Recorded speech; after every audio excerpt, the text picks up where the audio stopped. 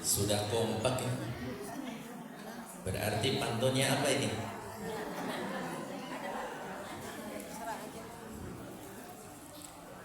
Daun salam, daun salam. Siapa yang menjawab salam, insya Allah masuk surga. Lagi bu? Nanti kebanyakan pantun ya, jadi lupa. Alhamdulillahirabbil alamin. Alladzi an'ama 'alaina bin ni'ami min ni'matil imani wal islami. Wassalatu wassalamu ala nabiyyina Muhammadin khairal anami wa ala alihi wa ashabihi wa man tabi'ahum bi ihsanin ila yaumiddin wa ba'du. Sama-sama kita hormati Bapak Aldo, Bapak Bara dan semua keluarga besar, para ustazah, para hujjaj, bunda-bunda calon hajjah. Semoga semua senantiasa dalam limpahan rahmat Allah Subhanahu wa ta'ala. Puji syukur kepada Allah, siang hari ini kita dipertemukan oleh Allah Subhanahu wa ta'ala dalam majelis ilmu yang dinaungi oleh malaikat. Maka orang yang menuntut ilmu, nilai pahalanya seperti orang yang jihad fi sabilillah. Rasulullah bersabda, man kharaja fi talabil ilmi fahuwa fi sabilillah hatta yarji.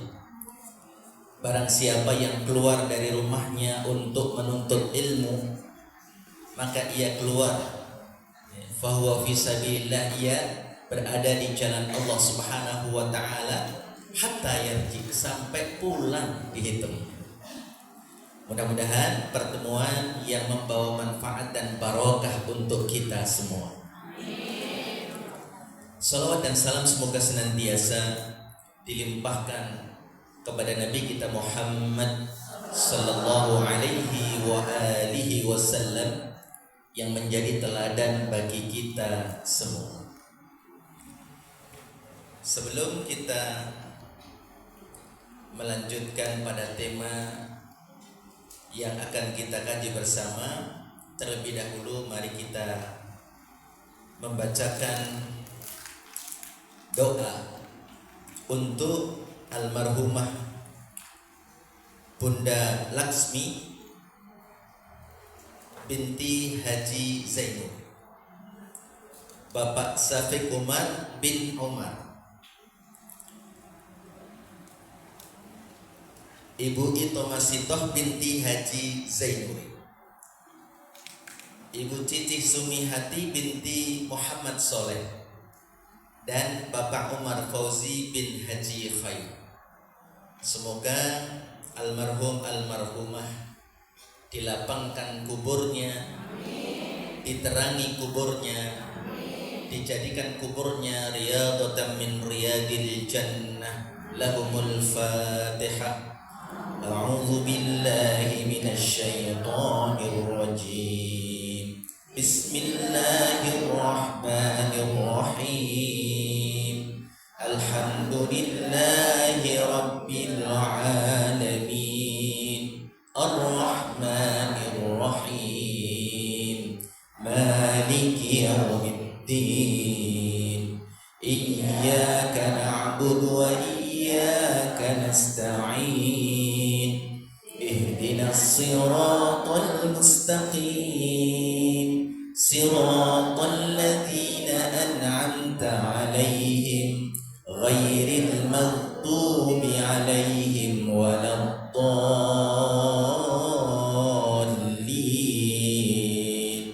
Amin amin amin ya rabbal alamin. Berada di majelis ilmu, bagaimana itu rasanya? Dari tadi bacaan pertama, baca Al-Quran, baca sholawat, adem, tenang. Nah, sekarang pertanyaannya adalah, kalau kita ini lagi bepergian. Kemudian di tengah jalan kita pengen mampir di rumahnya sudah dibuka, kemudian suasana rumahnya juga sudah terasa dari luar. Rumah sampingnya juga sama, rumahnya sudah dibuka, suasananya sudah terasa dari luar. Bedanya yang samping kanan ini rumahnya terasa sejuk, terasa dingin. Tapi yang sebelah rumahnya terasa panas. Kira-kira kita memilih yang mana, Ibu? Yang sejuk. Jadi kalau di logika kita, yang logikanya itu hidup, kita yang menggunakan akal, pasti kita akan memilih tempat rumah yang suasananya dingin, sejuk. Maka di antara bentuk maha adilnya Allah Subhanahu wa ta'ala adalah bahwa Allah memberi balasan kepada hambanya tidak sama satu dengan yang lainnya. Allah berikan balasan surga pada hamba-hambanya yang taat, yang nurut, yang beriman. Dan Allah berikan balasan neraka bagi mereka yang ingkar, bagi mereka yang tidak taat, bermaksiat kepada Allah Subhanahu wa ta'ala. Maka inilah pilihan jalan kembali atau tempat kembali kita yang sejuk, yang nyaman, yaitu surganya Allah Subhanahu wa ta'ala. Oleh karena itu, apa yang kita lakukan hari ini, berkumpul bersama di majelis ilmu ini, sesungguhnya kita sedang menapaki jalan menuju tempat itu, sesuai dengan yang disabdakan oleh Nabi kita sallallahu alaihi wa alihi wasallam, man salaka tariqan yaltamisu fihi ilman sahhalallahu lahu bihi tariqan ilal jannah. Siapa yang menapaki jalannya orang yang menuntut ilmu, maka Allah akan mudahkan baginya jalan menuju surga. Amin. Maka majlis seperti ini harus kita hidupkan dan dirutinkan. Jadi ada yang pekanan, insya Allah dalam lingkungan RT ada itu ya, dihidupkan. Lingkungan yang lebih luas RW dihidupkan. Di majlis taklim di masjid kita hidupkan. Mengapa? Karena itu adalah jalan kita. Kita sedang mencari jalan menuju tempat yang tadi kita idam-idamkan, yaitu surganya Allah Subhanahu wa ta'ala. Biar gak serius, kita sholawatan dulu boleh? Salatullah salamullah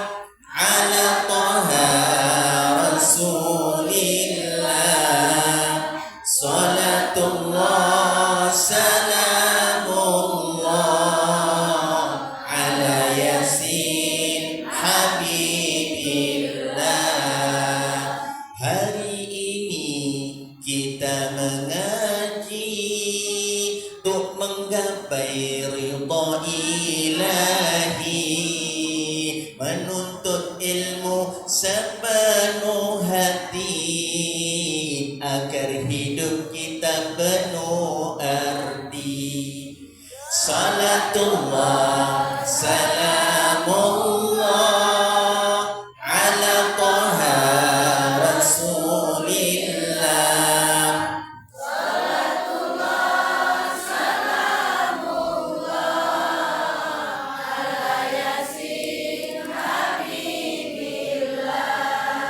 Langkah kecil setiap hari menuju jalan yang diridhai, dengan sabar dan rendah hati semoga berkah menyertai. Salatullah salamullah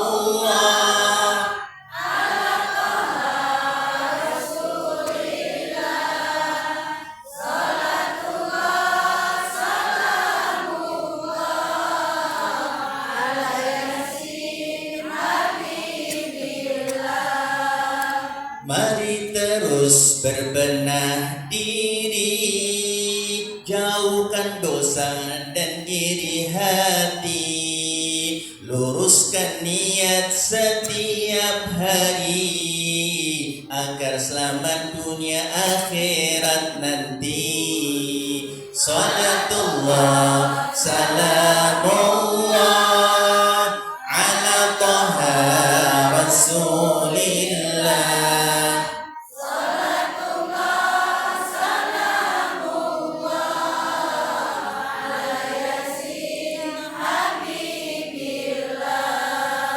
Jika lelah jangan berhenti, karena pahala telah menanti.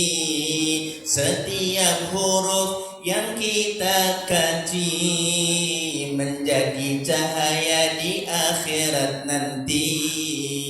Salatullah salamullah ala Taha Rasulillah. Salatullah salamullah ala Yasin Habibillah.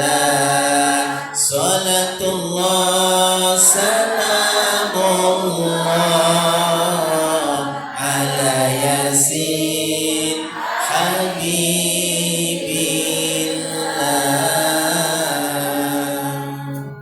Bagaimana Ibu? Ada lagi mau selawatan? Baik, nanti kita dendangkan di rumah kita masing-masing untuk menyemangati diri kita agar senantiasa menghidupkan majelis taklim, semangat dalam menuntut ilmu, karena itu berarti kita sedang menapaki jalannya orang-orang yang akan memasuki surganya Allah Subhanahu wa ta'ala. Mengapa orang yang menuntut ilmu itu menapaki jalan orang yang menuju surga? Karena dengan menuntut ilmu maka terbuka wawasan kita, maka kita menjadi orang yang wawasannya luas, tidak sempit. Kalau ada orang yang nyindir itu, dia mah kurang apa istilahnya Bu? Ya. Dia kurang piknik katanya gitu. Ya, dia kurang piknik kenapa? Oh sebentar-bentar ini salah ini gitu kan, kurang piknik. Kalau kita sering piknik di majelis ilmu, maka insya Allah kita tidak mudah menyudutkan orang, tidak mudah menyalahkan orang. Kita ikut jamaah salat maghrib. Kalau salat maghrib biasanya diawali dengan apa Bu bacaannya? Bu? Ya. Kalau kita lagi sholat maghrib, Allahu Akbar, dimulai dengan bacaan apa? Al-Fatihah. Pakai bismillah enggak? Pakai. Keras atau lirih? Boleh keras, boleh lirih. Ya ada dalilnya semuanya. Nah, kalau kita mengerti, maka kita tidak mengatakan ya dia mah sholatnya enggak sah, enggak baca bismillah. Nah, tidak seperti itu. Kenapa? Karena kita memiliki ilmunya. Pagi-pagi sholat subuh, ada yang pakai kunut, ada yang nggak pakai kunut. Gitu. Kalau dulu kan ramai banget Ibu ya. Dulu ramai. Jadi kalau kita nggak menyadari, maka sesungguhnya kita sedang berada dalam konflik yang tadi, agar kita tidak bersatu padu ya, kaum muslim ini biar berpecah belah. Maka dengan memiliki ilmu, oh iya boleh, dengan kunut sah sholatnya, gak pakai kunut juga sah. Maka seperti ini membuat kita maju. Nah, karenanya dengan tolabul ilmi ini kita menjadi mudah dalam menjalankan syariat Allah Subhanahu wa ta'ala. Contohnya apa Bu? Contoh mudahnya syariat Allah itu apa? Kalau kita safar, bepergian,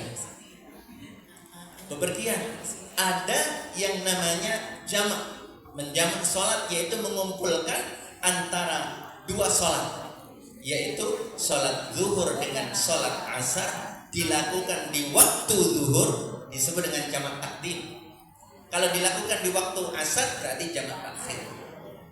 Kemudian yang kedua, antara maghrib dan isya dilakukan di maghrib, namanya jamak takdim. Dilakukan di isya namanya sholat jamak takhir. Nah, kalau kita tahu ilmunya, maka kita mudah dalam safar pun kita tidak kepikirannya aku belum sholat. Kenapa? Karena kita bisa memilih mau jamak takdim atau jamak takhir. Itu kalau ada ilmu. Dengan memiliki ilmu, maka kita tidak mudah meninggalkan apa yang diperintahkan oleh Allah Subhanahu wa ta'ala. Nih ada orang yang ditanya ketika, Pak kok nggak sholat? Kaki saya sakit. Jadi kalau kaki saya sakit, menurut paman bapak itu berarti boleh meninggalkan sholat. Padahal sekalipun kakinya sakit, maka ia masih wajib untuk menjalankan sholat, betul? Kalau bisa berdiri, berdiri. Gak bisa berdiri boleh? Gak bisa duduk? Berbaring. Jangan tidur, masa sholat tidur? Berbaring. Berbaring dengan kedip-kedip, memberikan isyarat kalau masih bisa. Boleh gak? Boleh. Kalau sudah gak bisa berkedip? Berarti tidak ada alasan seorang muslimah itu meninggalkan sholat, kecuali ia sudah tidak berkedip lagi, berarti harus disolatkan. Maka solatlah sebelum disolatkan. Bapak-bapak, suami-suami, anak-anak juga demikian. Tapi jangan keras-keras ya Bu. Kalau umpamanya belum terbiasa ke masjid, Bapak kalau nggak mau sholat nanti nggak disolati. Jadi kalau meninggal nggak disolati, orang hari-harinya nggak mau sholat, giliran mati minta disolati, enak aja. Saya punya cerita menarik Bu, waktu masih mahasiswa. Biasa ketemu sama tetangga, sukanya nongkrong di gang, memang ada tempat duduknya. Kita biasa nyapa, mari Pak sholat, ya Ustaz duluan. Sampai 2 tahun juga masih bilang ya Ustaz duluan. Masya Allah, saking sudah akrabnya saya bisikin, kalau nggak mau sholat ke masjid, nanti kalau mati jangan minta disolati di masjid ya. Oh jangan gitu dong Ustaz, katanya gitu. Kita kan juga minta doa. Coba hari-hari diajak sholat ke masjid nggak mau, giliran nanti mati minta disolati di masjid. Nah, berarti itu menjadi kewajiban bagi kita untuk mendakwahi keluarga kita. Bagaimana kalau anak kita? Ini anak kita seringkali kan asik ya. Ibu-ibu, ibunda-bundanya sudah siap untuk melaksanakan sholat. Kemudian ayahnya juga sudah siap ke masjid, tapi anak kita masih santai. Yang megang laptop, pencet lagi enter, katanya nak sholat, entar pegang enter lagi. Nak sholat, entar enter lagi. Terus kapan jalaninnya? Itu. Maka dalam keadaan seperti ini, yang pertama kondisi memberikan teladan. Ayah berangkat dulu, itu sudah betul. Bundanya mencontohkan untuk sholat segera dalam waktunya di awal, sudah betul. Maka yang kedua adalah bagaimana membiasakan anak-anak kita tadi dalam kebaikan yang kita laksanakan. Jadi berarti yang pertama yang dibutuhkan dari orang tua apa Ibu? teladan, contoh. Tadi sudah benar. Nah, sekarang anak kita sedang asik. Itu mau diakui ataupun tidak, itu sudah zamannya. Apalagi setelah corona, anak-anak kita belajar dipaksa dengan menggunakan handphone. Banyak ibu pada kelabakan, Ustaz, anak saya sudah gak belajar tapi maunya online terus. Udah gak belajar. Kalau pas lagi belajar kan kita maklumi, belajarnya tuh cuma 2 jam 3 jam, kemudian masih pengen online terus. Maka dalam keadaan seperti ini, tadi keteladanan kita sudah betul, yaitu memang kita harus memberikan teladan kepada anak-anak kita. Dan yang kedua, kita ajak pelan-pelan. Kita ajak pelan-pelan, kita sabar, ayo nak, kita ntar main lagi boleh, tapi sekarang waktunya sholat, kita sholat. Sehingga antara keteladanan dengan pembiasaan ini suatu atau 2 hal yang tidak bisa dipisahkan. Kalau itu hanya memberikan keteladanan saja, sementara anak kita tidak dibiasakan dalam kebaikan itu, gak jadi. Atau sebaliknya, kita hanya memberikan pembiasaan. Allahu Akbar, Allahu Akbar. Nah, sudah adzan, sana ke masjid. Ayah bundanya tidak bergerak dari dapurnya atau dari mejanya, tetap saja. Kira-kira anak kita berangkat atau tidak? Enggak. Kalau seandainya berangkat bawa sarung tapi dengan muka yang marah, atau seandainya sambil ketawa, sampai ke masjid atau tidaknya kita nggak tahu. Maka yang dibutuhkan adalah 2, keteladanan dan pembiasaan untuk anak-anak kita. Kalau anak-anak kita belum seperti yang kita harapkan, yang kita harapkan apa bu? Anak-anak kita menjadi anak-anak yang soleh. Begitu mendengar adzan seperti otomatis saja langsung sholat, mengambil mukena, mengambil sarung. Tapi kalau kita dapati hari ini anak-anak kita sebelum atau belum seperti yang kita harapkan, apa yang kita lakukan? Doa. Mengajak dan mencontoh. Ya, tetap kita ajak, tetap kita arahkan. Karena seperti apapun kondisinya saat ini, mereka tetaplah anak-anak kita. Sehingga masih harus diingatkan, masih harus dibersamai. Termasuk yang kedua adalah anak kita harus tetap terus didoakan. Dan bahkan anak yang mungkin sudah tidak di pangkuan kita, sudah berkeluarga di tempat lain, jangan biarkan doa kita tidak sampai kepada mereka. Selagi kita masih hidup sebagai orang tua, walaupun mereka sudah menjadi orang tua, tetap masih punya kesempatan untuk mengajak mereka dalam kebaikan. Maka kalau lagi video call, selipkan kalimat-kalimat yang baik, pesan-pesan yang baik, agar mereka tetap berada dalam syariat Allah, menjalankan perintah-perintah Allah Subhanahu wa taala, meninggalkan larangan-larangan.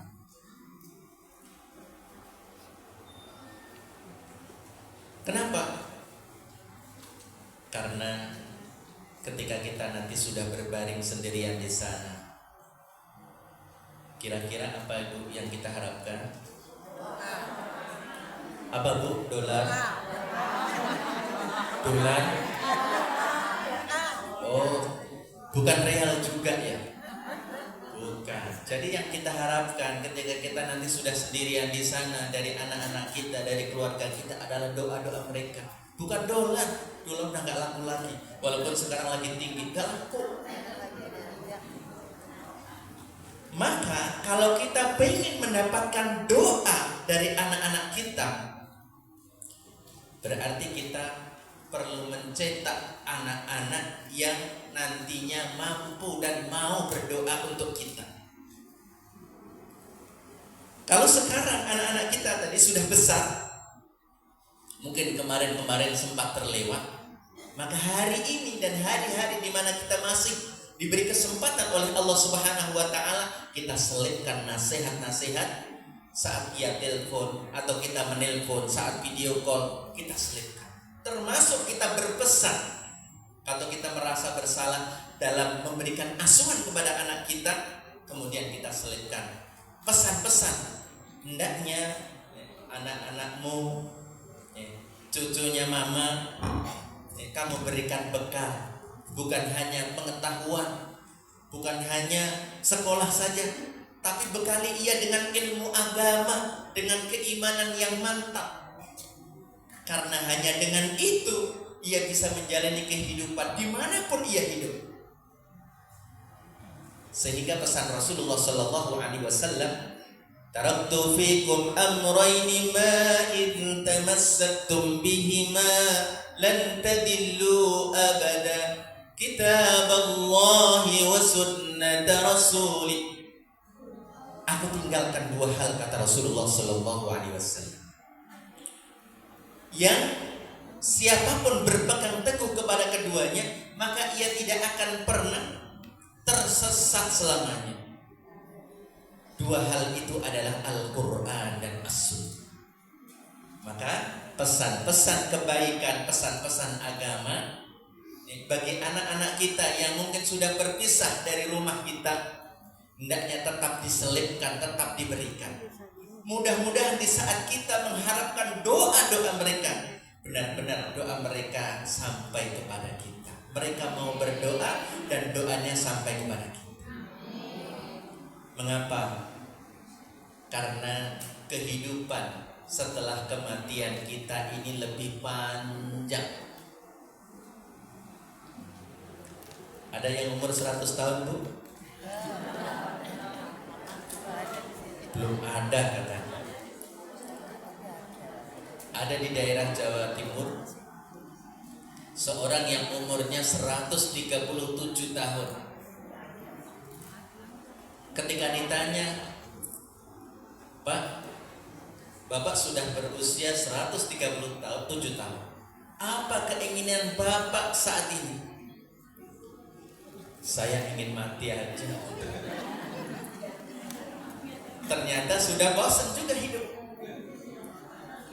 Nabi kita Shallallahu Alaihi Wasallam memberikan penjelasan kepada kita bahwa umur umatku, a'maru ummati baina sittina wa sab'in. Umur umatku antara 60 dan 70. Maka kalau ada yang lebih dari 70, yang lebih dari 80, mudah-mudahan umur panjang yang barokah. Amin ya rabbal alamin.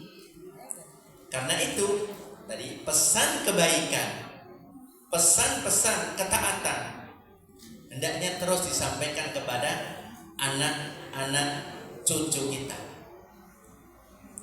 Dan ilmu agama yang kita dapatkan, ilmu pengetahuan yang kita dapatkan dari majelis ilmu seperti ini meringankan kita untuk menjalankan syariat Allah Subhanahu wa ta'ala. Kemudian yang kedua, Nabi kita Sallallahu Alaihi Wasallam bersabda, Iqra'ul Qur'ana fa innahu ya'ti yawmal qiyamati syafi'an li ashabi. Baca olehmu Al-Quran, kata Nabi. Karena Al-Quran ini akan datang pada hari kiamat memberi syafaat, memberi pertolongan kepada sahibnya, sahabatnya. Teman dengan sahabat katanya beda maknanya. Jadi kalau sahabat itu dia lebih akrab. Maka siapa sahabat Al-Quran itu?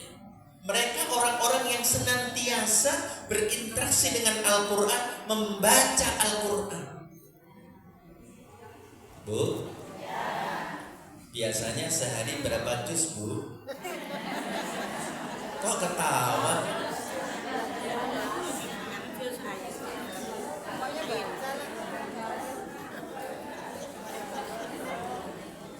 Baik, berapapun yang kita baca, mari kita renungkan tentang keadaan para sahabat yang mereka itu ada yang satu hari khatam Al-Quran, Al-Quran, ada yang 2 hari hatam Al-Quran, ada yang 3 hari hatam Al-Quran. Namun di antara mereka rata-rata 2 pekan hatam Al-Quran. Berarti sehari berapa juz? 2 juz. Yang unik, lanjutan daripada riwayat ini, mereka tidak pernah melewati 1 bulan kecuali mereka hatam Al-Quran. Berarti 1 hari 1 juz, karena 1 bulan adalah 30 hari rata-rata, dan tidak melewati 1 bulan kecuali mereka hatam Al-Quran.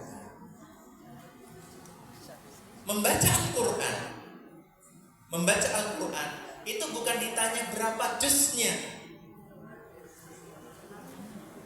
tidak dinilainya berapa juz. Akan tetapi Nabi Shallallahu Alaihi Wasallam mengatakan bahwa likulli harfin hasanah, setiap 1 huruf itu dinilai 1 kebaikan. Walikulli hasanatin bi'ashri amsalihha, setiap 1 kebaikan Allah berikan 10 kali lipat. Saya bertanya nih Bu, adakah yang sudah pernah menghitung berapa huruf yang ada dalam 1 baris? Sudah pernah? Nah, Ibu ada yang tunjuk jari sudah pernah katanya. Berapa? 1 huruf 1 baris saja. Baik seayat atau enggak seayat, benar 1 baris saja. Ayo, nanti kalau sampai rumah coba dihitung. Insya Allah tidak kurang dari 20 huruf. 1 halaman berapa baris Bu? 15. Ada yang 15 cetakan baru, ada yang 18 cetakan lama. Nah, biar gampang hitungnya kita ambil yang 15 baris. Berarti 20 kali 15 berapa Bu? 300 kali 10 Bu? 3.000. Masya Allah. Kita baru membaca 1 halaman, kita sudah memiliki 3.000 kebaikan. Allahu Akbar. Kalau kita kalikan 20 Bu, 3.000 kali 20, 60.000 kebaikan. 20 itu artinya adalah 1 juz atau 20 halaman. 10 lembar bolak-balik, maka 1 juz itu berarti 20 halaman. Maka bagi yang ingin khatam 2 pekan sekali tadi, berarti sehari cukup 40 halaman saja. Kok saja ya Bu ya? Ya. Bagi yang pengen khatam 4 bulan sekali, maka cukup 5 halaman. Berarti 5 halaman 1/4 dari 20. Itu setiap 4 bulan khatam. Kami punya santri di rumah Quran Darul Qura yang kami bina. Ada 2 santri yang saat ulang tahun yang ke-6, berarti umur 6 tahun, ia sudah selesai tadarrus Al-Quran 1 kali. Sudah khatam tadarrus Al-Quran 30 juz dari Al-Fatihah sampai An-Nas 1 kali. Di antara cara yang dipraktekkan adalah ketika sudah bisa baca Al-Quran, itu bisa baca Al-Quran, itu bisa bacakan, kadang-kadang masih diseret-seret ya Bu ya. Inna ladzina kafaru, tapi dia sudah bisa baca. Gak apa-apa, karena gak ada orang yang latihan langsung bisa dan mahir, gak ada. Pasti ada latihan sepeda, nabrak-nabrak, jebul got, ada. Tapi ketika ia berani mau berlatih, bisa juga. Begitu juga kita. Kalau kita terbata-bata mau membaca, Nabi mengatakan walladzi yatata'ta wa huwa 'alaihi syaqqun falahu ajran. Siapa yang membacanya terbata-bata dan membacanya pun susah, tapi ia mau membaca, maka baginya 2 pahala. Maka rumusnya, kalau kita masih belajar, jangan takut salah. Baca. Terus kalau salah dosa dong? Enggak, insya Allah ma'fuun.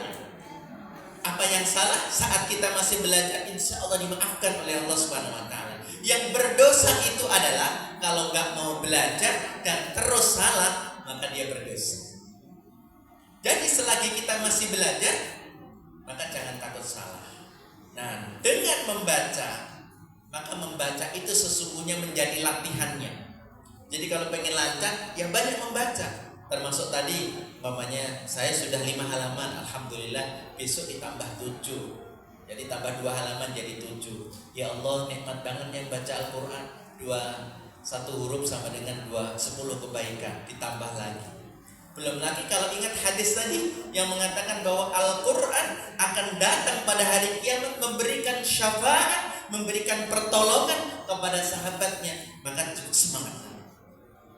Walaupun lagi ngomong cucu katanya, lagi MC, lagi ngapain bu? Lagi MC ngomong cucu.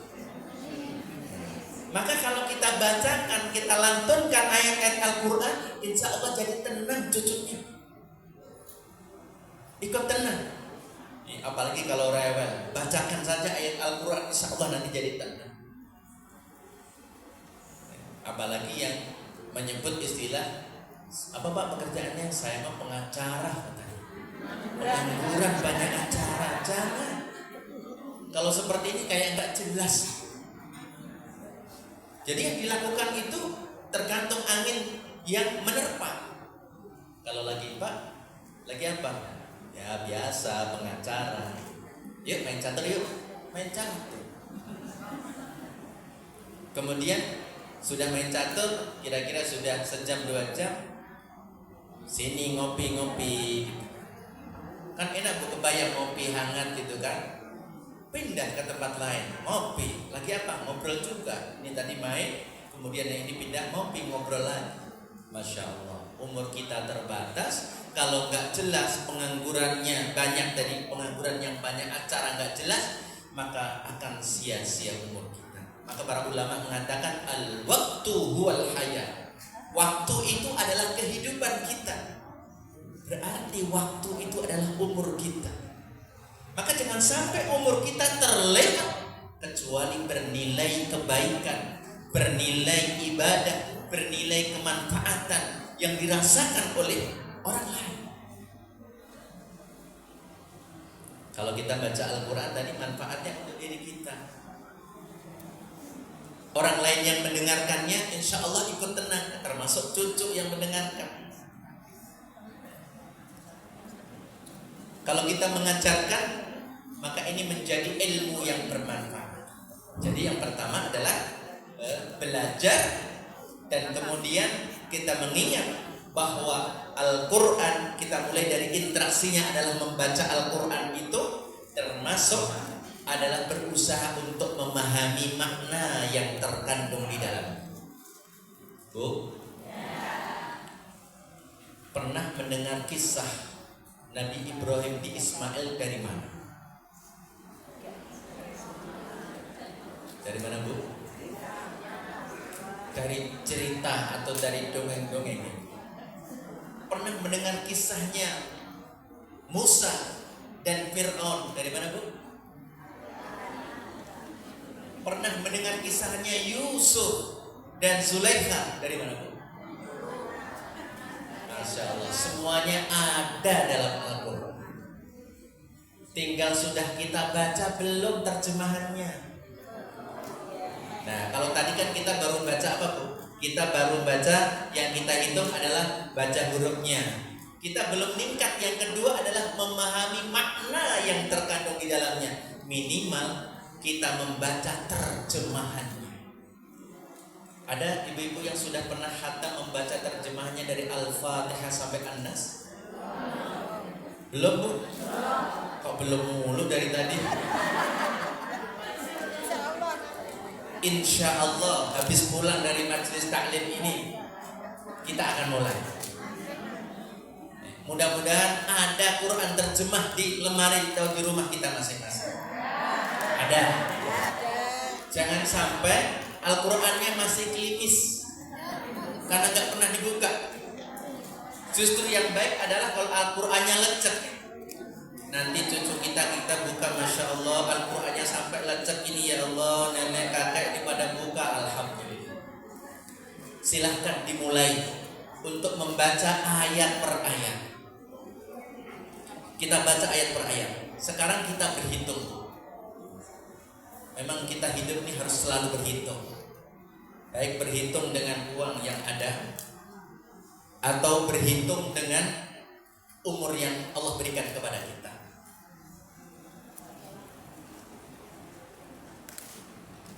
Bagaimana menghitungnya? Al-Quran ini 6 ribuan ayat.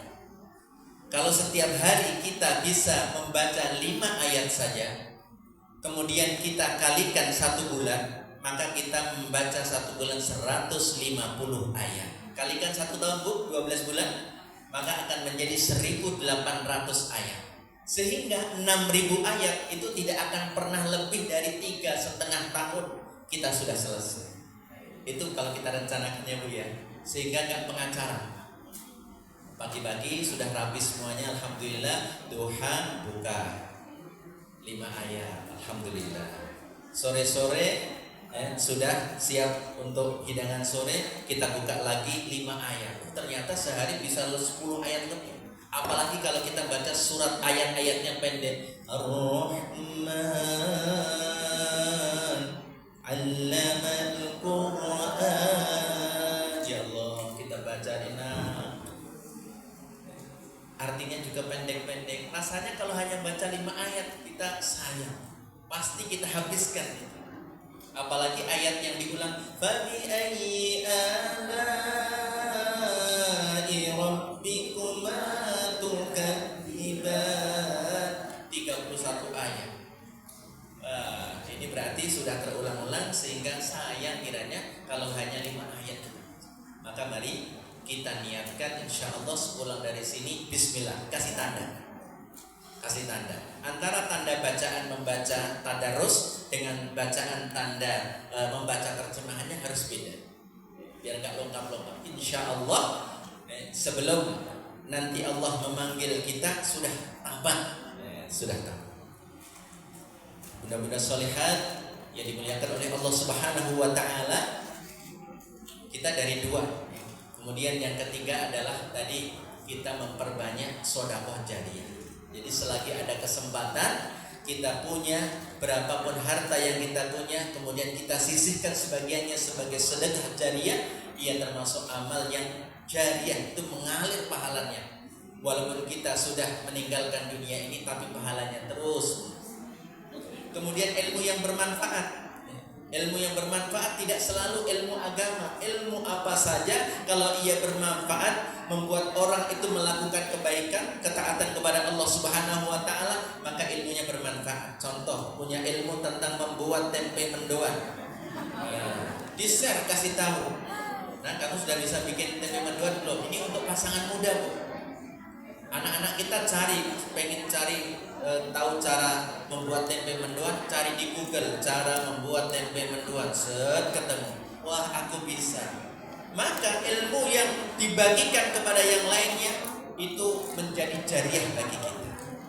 Sedekah jariyah, ilmu yang bermanfaat, waladun soleh, anak yang soleh yang tadi sudah saya dahulukan di yang pertama.